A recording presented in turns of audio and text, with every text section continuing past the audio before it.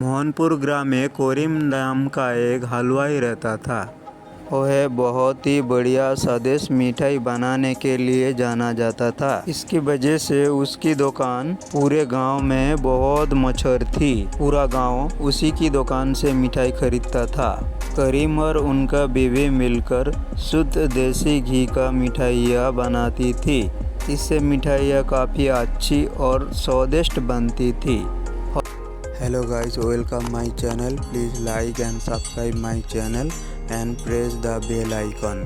और रोज़ शाम होते होते उसकी सारी मिठाइयाँ बिक जाती थी और एक अच्छा खासा मुनाफा कमा लेता था।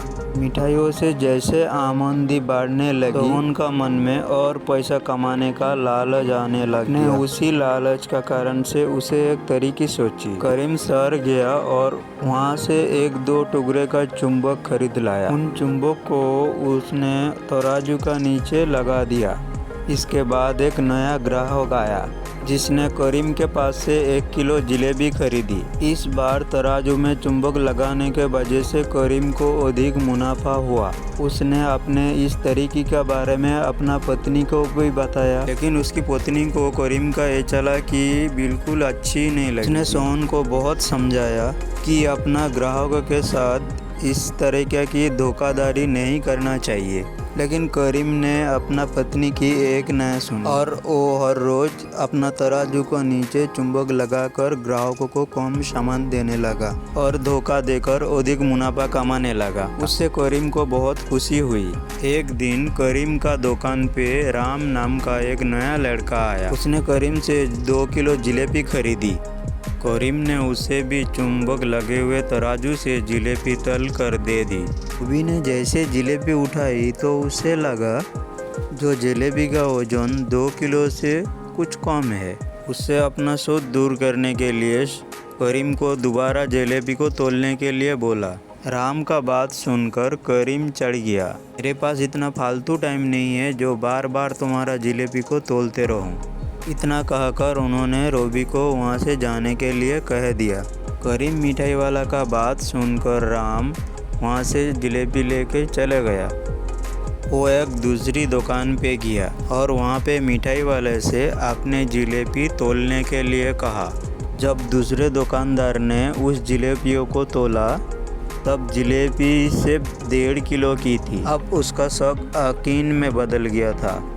उसको पता चल गया था कि सोहन मिठाई वालों का तराजू में कुछ गड़बड़ है। उस तराजू का गड़बड़ को सबका सामने लाने के लिए निश्चय कर लिया था और उसके लिए वो खुद एक तराजू खरीद लाया और उसे ले जाकर सोहन मिठाई वाला दुकान के पास रख दिया। फिर राम अपना सभी गाँव को लोगों को इकट्ठा करने के लिए लग गया। जैसे ही लोगों की थोड़ी भीड़ बढ़ने लगी, उसने गाँव की लोगों को कहा, आज मैं आप सभी लोगों को एक जादू दिखाऊंगा। इस जादू देखने के लिए बस आप लोगों को करीम मिठाई वालों से खरीदा गया मिठाई इस तराजू में तोलना होगा और आप देखेंगे करीम मिठाई वालों का तराजू से इस तराजू में कितना कम हो जाता है मिठाई का वजन। कुछ देर बाद दोनों राम के पास मिठाई लेके पहुँचे तो उसने मिठाई तोल के भी दिखा दिया जो मिठाई कम है। इसके बाद जिसने भी करीम का दुकान से मिठाई खरीदा राम का तराजू पे तोल के देखा। सबके मिठाइयाँ 250 ग्राम से लेकर आधा किलो तक का कम हुआ। ये सब देखकर लोगों को काफ़ी हैरानी हुई। अपनी दुकान के पास ये सब हो रहे देखकर करीम मिठाई वाला राम के साथ झगड़ा करने लगा। उसने लोगों को बोला, राम ये सब नाटक कर रहा है। अपनी बात को सही साबित करने के लिए राम सीधे करीम मिठाई वालों का तराजू लेके आया और तराजू में लगा हुआ चुंबक को निकाल कर सबको दिखाने लगा। ये देखकर गांव वालों का गुस्सा आसमान चढ़ने लगा। सबने मिलकर उस लालची मिठाई वालों को खूब मारा। उसकी लालच वो गलत हरकत के लिए उसको मार खाना पड़ा। उसने अपने गांव की सभी लोगों से माफ़ी मांगी और वादा भी किया भविष्य में ऐसे काम कभी नहीं करेंगे।